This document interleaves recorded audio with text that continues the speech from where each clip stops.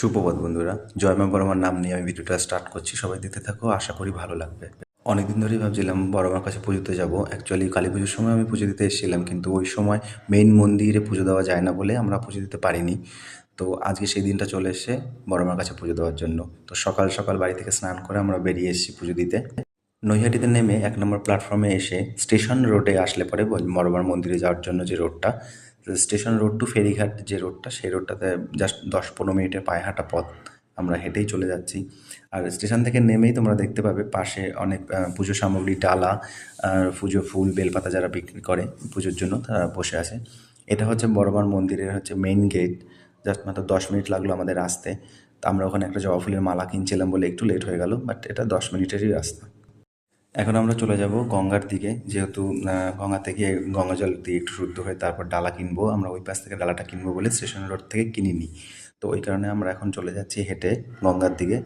দেখতেই পাচ্ছ এই একই রোডে, সোজা রাস্তা, কোনো টার্ন নই। আর আজকে লাইনও পড়েছে খুব ভালো, যেহেতু শনিবার বলে কথা, মঙ্গল শনিবার দিন একটু বেশি লাইন পড়ে। তো আমরা আস্তে আস্তে চলে যাচ্ছি গঙ্গার দিকে।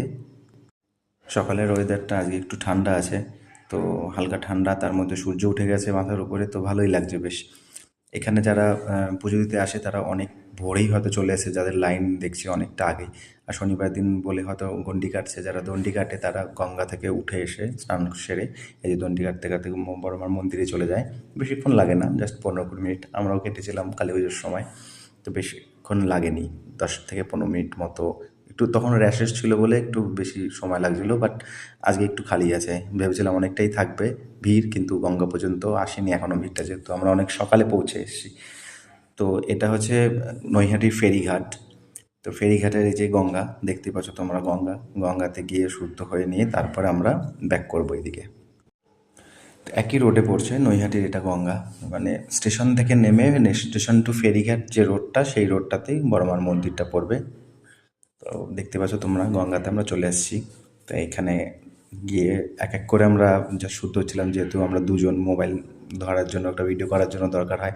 তো আমি উঠে এসে সূর্য প্রণাম করে সেরে এসেছি। তো এবারে আমি ভাইকে পাঠালাম, ভাই গেল।